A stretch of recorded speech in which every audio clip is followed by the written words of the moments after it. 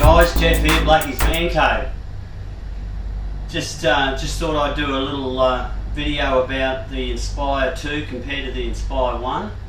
I've basically had this one here now for, well, I've had this drone here since they come out. I think that was about 18 months ago, and I've had this since it come out in, I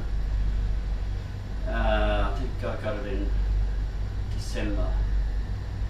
But anyway, I've been flying it for quite a few months now, and just thought I'd do a little video on the differences between the two and why you may or may not want to buy the Inspire 2 over the Inspire 1. So just a couple of quick things. First of all, price. When I first bought the Inspire 1 with the accessories I got with it at the time, it was just on $5 grand Australian, and that was, you know, like a lot of money to pay for a drone at the time even, but it's been excellent. I can't fault it. I've seen other people that have had issues with it, but I personally can't really fault it. But there's some things, when I got the Inspire 2, there's some things about this that kill this. Now this one here, with the extra batteries I got and a few other things, it was a bit over 7,000 Australian dollars. Which is quite a bit more money, and I notice on the internet there's not a lot of people who have got one, or there's certainly not a lot of videos on the Inspire 2 compared to the Inspire 1 anyway, because I've been looking. There's obviously a lot of professionals that have got one. I'm not a professional pilot, but there's obviously a lot of professionals that go and be using for high quality movie making and that sort of thing, which it would be excellent for. So first of all, I want to go over a few points. I've got a couple of notes here. The differences in size between this one and this one. Well, for starters, the propellers on this one are 13.5 inch.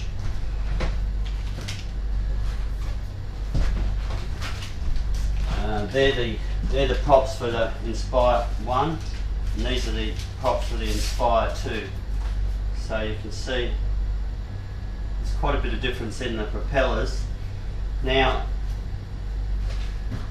there was also, because of the difference in the size, there's actually about 1.5 inch difference in the frame size, which corresponds to the 1.5 inch difference in the size of the propellers. There's quite a lot more lift with this drone because there's bigger motors. They've upgraded the motors. They've upgraded the power to weight ratio a fair bit.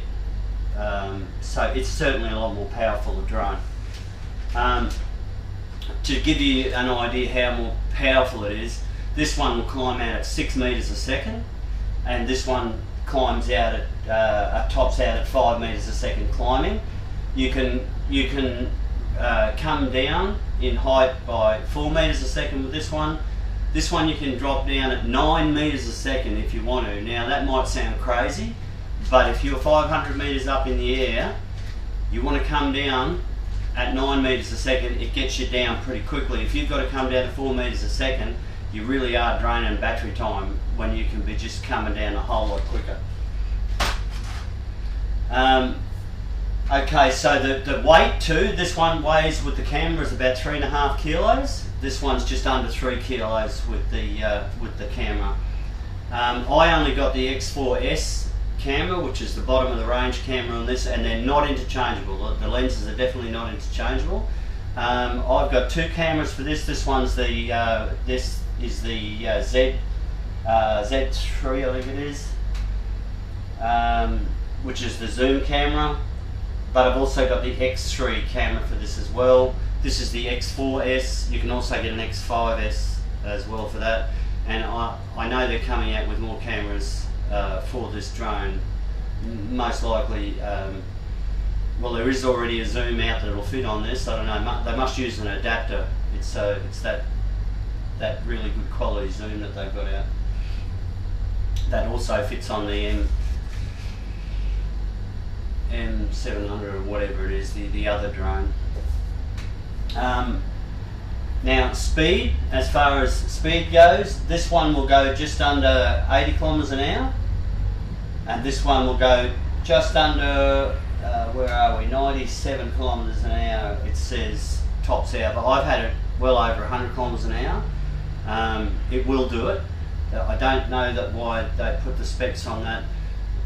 Specs on speed is a little bit like the specs on the actual battery time. It's not completely accurate.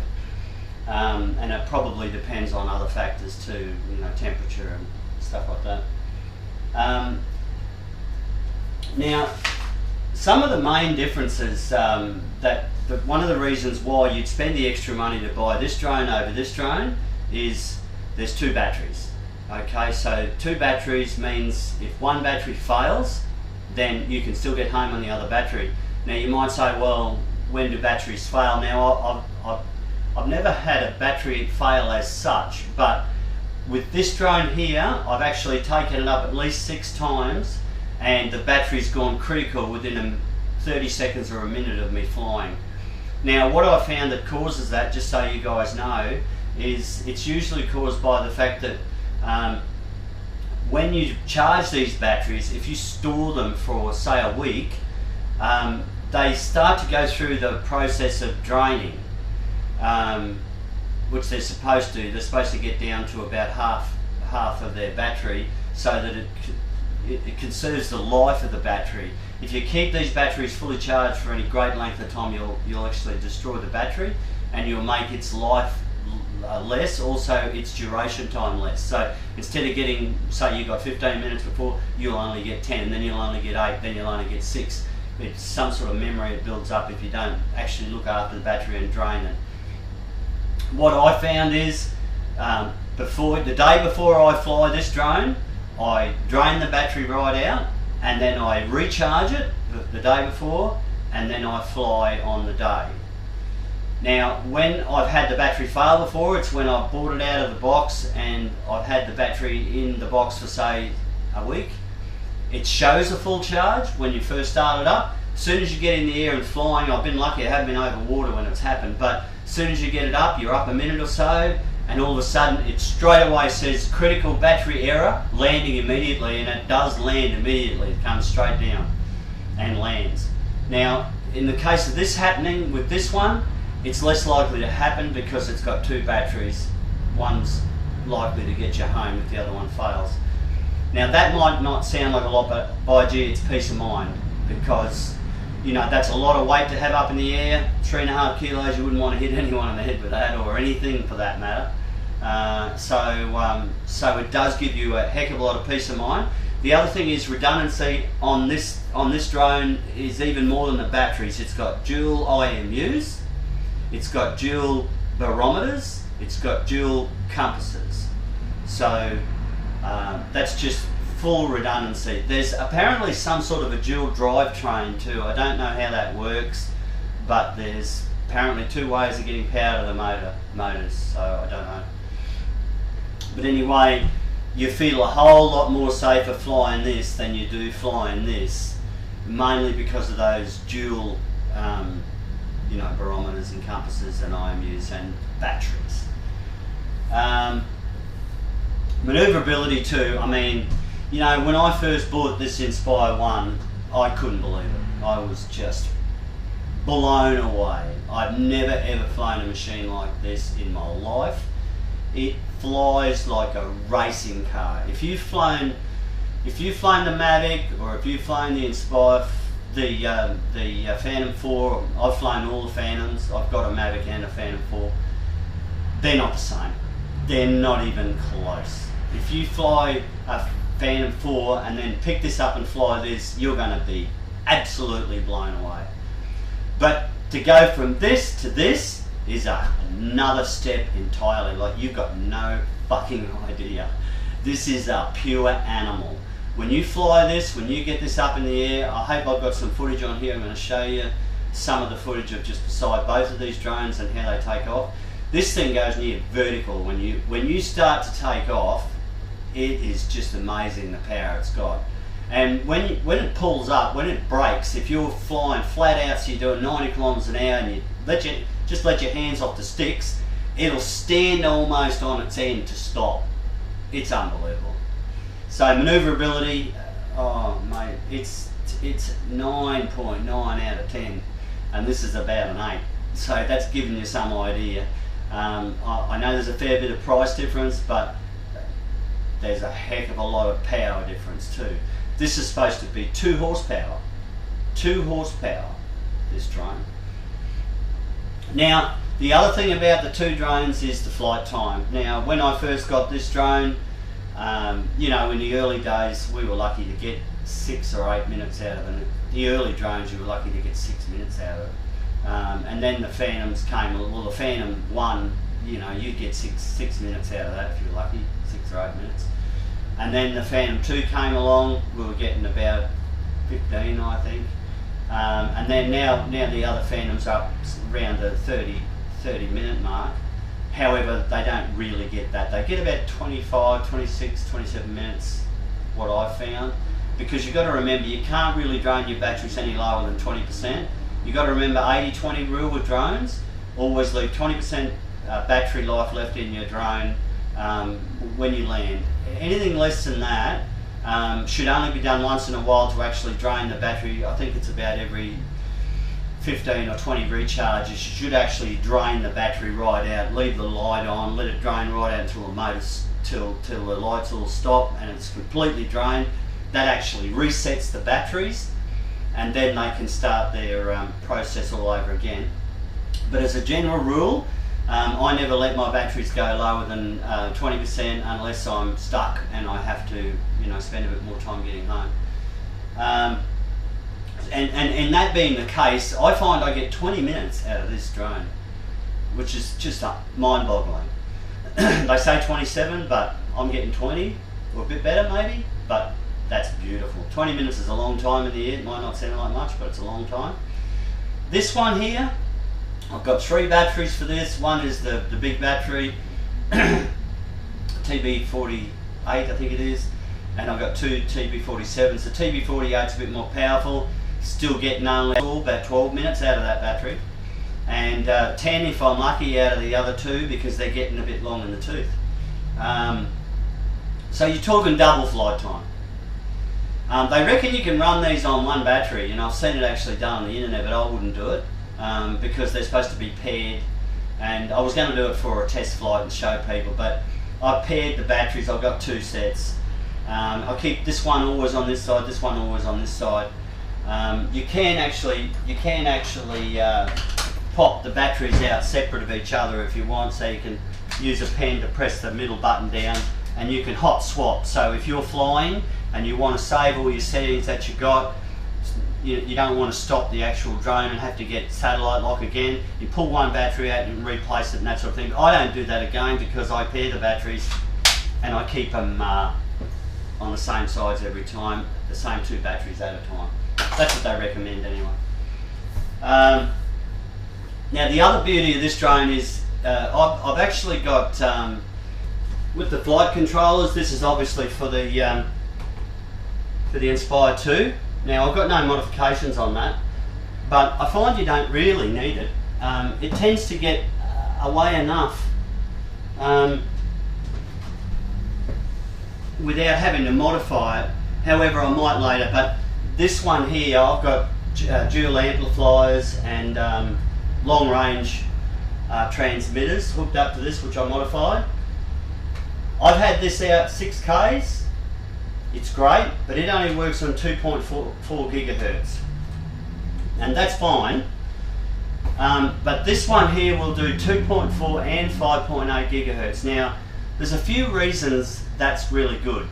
First of all, if you're flying in a built-up area, like around town, you're going to get a lot of interference on the 2.4 gigahertz band because of most phones all work on 2.4. And so if you're flying around a neighbourhood, everybody's on their phone. You know, a lot of gadgets work on 2.4 gigahertz. So there's a lot of noise on that band. You're not going to get the sort of range that you get if you're on the beach, for instance, or out in the bush. So 5.8 gigahertz I find gives you excellent reception around town. The other reason it's great, and I mean really great, is because if I fly this drone here with both these amps pumping out whatever they pump out, and you fly another drone next to it, you absolutely get whitewashed. You get bulldozed with the signal that's coming out of this thing. But when I fly these both together all the time, even by myself, and it's great. You can fly them side by side. This one I fly on 5.8, this one I fly on 2.4, and mate, they don't interfere with each other at all, and that is excellent. The other thing I got while I'm on the subject of the remotes is I've got this. I got this specially from DJI. This is a satellite adapter for your controller. What it does is if you're on a boat, you can return to home to your controller with a satellite and not just follow your phone. Obviously, if you lose your phone signal, especially if you're out in the water, you're not likely to get the phone signal, but you are going to get satellite signal. So you'll always come back to you on the boat and you won't lose it. I've got DJI Care with this and the camera, which means if I crash it accidentally or if I smash it or whatever I do, I apparently get another one. I pay a little bit of money, but they'll give me another camera and another drone. But you have to retrieve it. So if you sink it in 100 metres of water, you ain't getting another drone back, because you must have the drone apparently, unless you can prove that it was an error from the drone rather than you. Anyway, I didn't get DJI Care with this, and I have actually had a crash with this, and I broke the arm. That arm there, I reattached it with carbon fibre. I did a good job of it, and I've never had a problem since. But what happened was, the propeller, my son put one of the props on and he just sat it on there, and I thought he actually put it on properly, which brings me to another point. If you're ever setting up your drone, don't let anyone help you. Do it yourself. Put the props on yourself, set your controller up yourself, check your camera yourself, check your SD cards yourself, check everything yourself. Don't let anyone help you. It's your job, your responsibility. If it crashes and somebody else did it, or had a part in it crashing, it's still your fault. It's the same as if you're flying aeroplanes. The pilot's ultimately responsible for all the passengers and the aircraft at the end of the day. It's like the old saying goes, captain should never leave a sinking ship. So that was my fault by trusting another person to put a prop on. I shouldn't have done it. Also on the subject of props, I've gone back to the screw-on props with these. I've got the other props that go on return. I don't trust them. I like these props because they've got locking nuts on them. So when you put these props on, so black, and then they've got a lock nut that goes over the top of that.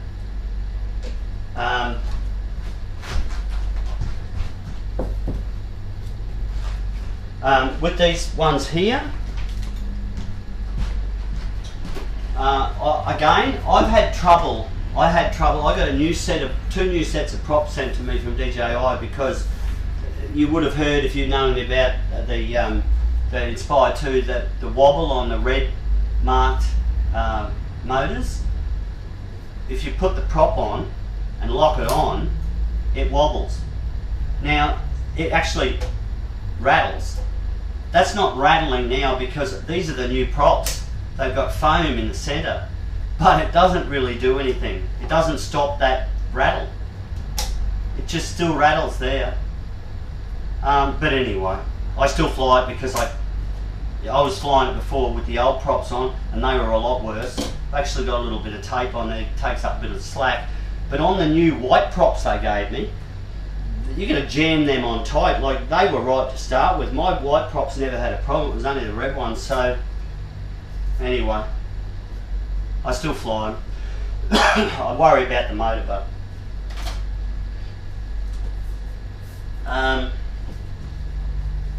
now the other difference, another big difference between the two drones is the image processing. So on this drone here, it's got the SD card in the camera itself. That's the Z3 but the X3 is the same. It's got it in the camera.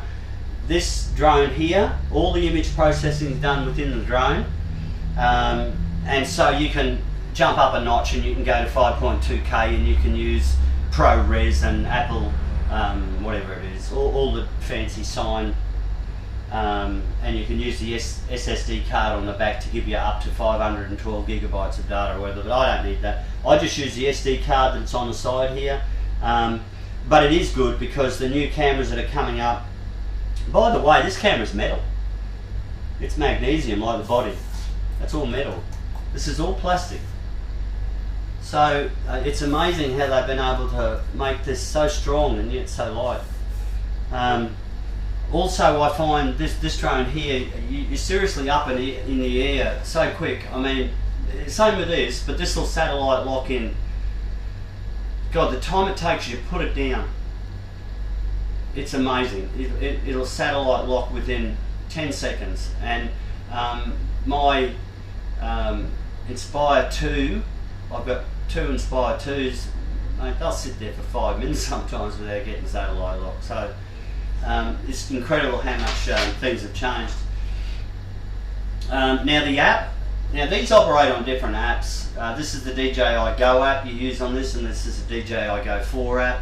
The difference is that there's a lot more things that you can do with the DJI Go 4 app that you can't do with the DJI Go app. But they're very similar. It's a bit confusing sometimes when I'm flying both drones because, just say one instance, if I want to yaw this camera, I tap the bottom underneath and then I use the scroll button and it'll yaw. If I want to yaw with this, I've got to hold the button down and then use the scroll button. So, and also there's different things in the app where you do it one way with that and one way with that, and I don't know why they do that. Just a complaint on that app too, by the way. Certain things within the app are called something on this that they're called different on the other app. I don't know why they don't have it where you could just hold your finger on whatever it is and it'll come down with a little explanation about what that means, whatever, whether it says sensors or sensitivity or roll rate ratio, whatever it wants to call itself. It needs to have a little highlight to say what in plain English that it does. Because there's very little information on this. If you go into the forums and that, you get a bit of help, but there's not a lot of information on YouTube about the Inspire 2, where there is a heck of a lot about the Inspire 1. Smart return to home. There's other functions on this that doesn't have. This has got Spotlight Pro, where you can just basically follow a car and you don't worry about your camera at all. Just lock onto the subject. You do whatever you want with your drone and it'll continue to highlight that car within the process of whatever you're flying. That's excellent. I find that's one of the best features, but it's also got smart return to home. So if you fly over a building and round a tree and under a bloody bridge or whatever, and it loses signal, it wants to come home, it's figures, well, the easiest way to come home is the way it went, because it got out there safe enough, so it should get back the same way safe enough. So that's what it does. It comes home the way it went, which is excellent. There's other features too I won't go into now that has and that doesn't have, but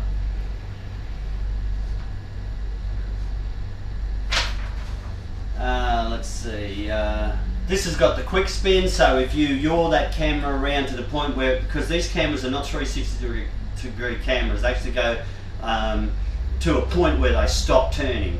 And if that happens on this drone, it does the weirdest trick. It'll come to the point where it's almost about to stop turning, then the whole drone will do a 360 turn to unwind itself on the gimbal without even leaving so much as a wobble in the video. Now, I don't know how they do that. It's just mind-boggling. So the braking on this thing is just incredible. Like, seriously, when you're flying flat strap and you pull up, it just lays down sideways. This doesn't brake as quick. I don't know why. It certainly doesn't. I mean, you can adjust the You can adjust the expose nut on, but it's not the same. It's not the same. They're not the same to fly. It's a little bit like comparing a Phantom to this. There's really not much comparison, and when you've flown this, you think it's like a racing car, and it is, but when you get in this, it's like flying a rocket ship. It's just truly, mind-blowingly more powerful. So basically, you know, they're the main, look, there's a lot of differences between the two drones. I can't go into them all today. I just thought I'd just do a video just to show, you know, some of the main differences between the two drones. If you're considering buying an Inspire 1 or an Inspire 2, you don't know which one to buy. I'm not a professional. I have other work jobs that I do. This is mainly a hobby to me. I used to be a pilot. I used to fly airplanes, but I don't do that anymore. I don't have the time, and I've got young children now. I don't really have the inclination. They have more fun with my drones. But I love videography, and I love flying. And you may have a different reason for the sport, but I will say this: this is streets ahead. Like, it might only be $2,000 dearer, but it's a lot more than $2,000 worth of drone dearer than that. It should be double the price of that compared to how good it is. There's just no comparison. I mean, I haven't even gotten into the second operator. The fact that you can fly it under bridges. I mean, if you fly this under a bridge and you lose the signal, it's going to go straight up into the bridge and it's going to crash.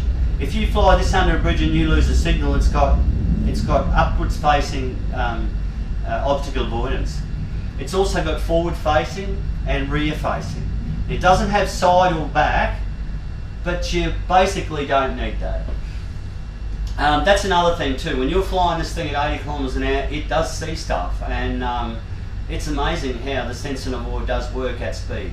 Also at low level to the ground, I find this has got a new type of obstacle avoidance where it's got actually 2 downward facing cameras and 2 stereo phonic cameras like the Bats have, you know, the ultrasonic. This has only got 1 camera downward facing, and it's got there's 2 stereos, but this one here knows if the ground is water. It seems to know if it's water, so it won't land on water. So you can go down low to the ground, you can be that far off the ground and not worry about it hitting the ground at speed.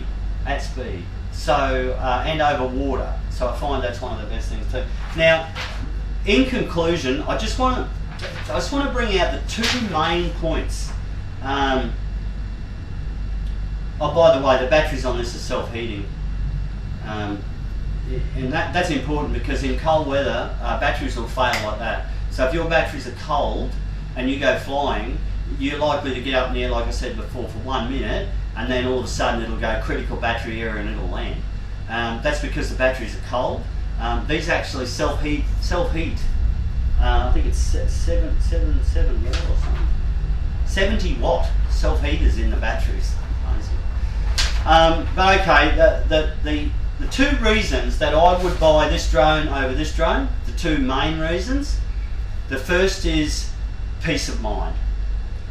When you fly this drone here, there's always in the back of your mind, it's going to fly away because it's only got 1 IMU, it's only got 1 compass, and it's only got 1 barometer. So if any of those fail, or in combination fail, you got problems, man. But if any of the redundancies on this fail, it's going to go to the other one and check itself, and then it's still going to be able to get you home. And same with the... So anyway guys, yeah, in conclusion, I just wanted to say the 2 main reasons that I'd buy this drone over this drone here is basically redundancy, peace of mind. When you fly this drone, you know it's coming home. When you fly this drone, you hope it's coming home, because for the reasons I explained. So peace of mind is one of the main reasons. The other thing is flight time. You know, like when I go to work in the mornings, you know, often I'll pull up at a park and I might just go for a fly for half an hour. I don't have to change batteries. 25 minutes, 20-25 minutes, I fly this. I've had enough, I go to work. This, you're only going to get 10 minutes or 12 minutes out of this. It's okay, but you know, it's just not as good. So the two main reasons that I'd buy the Inspire 2 over the Inspire 1 is redundancy and peace of mind and flight time. And you know, this drone here is only $2,000 cheaper than this drone. Well, only, but it's $2,000 cheaper than this drone. But this drone's 10 times the drone that this drone is. So anyway guys, that's about it for today. Just thought I'd give you a quick rundown on, because I know a lot of you are looking at buying an Inspire, and there's not a lot of information on the internet that, you know, from people that have got both that can tell you, you know, the differences between the two. So I just wanted to let you know, the things that I thought about it. I've actually been flying for drones now for about, well, since the inception 4 or 5 years ago. I started out building my own, and I've ended up just buying off-the-shelf drones, mainly DJI, because of the quality. I mean, it's like comparing an Apple product to a Microsoft product. The Microsoft is open source and full of bugs. The Apple is closed source and there's pretty much not many bugs. There are some, but there's not many. So that's about it, guys. Please like and subscribe to Blacky's Man Cave, and thanks very much for spending your time to listen to me. Have a good day. Thanks.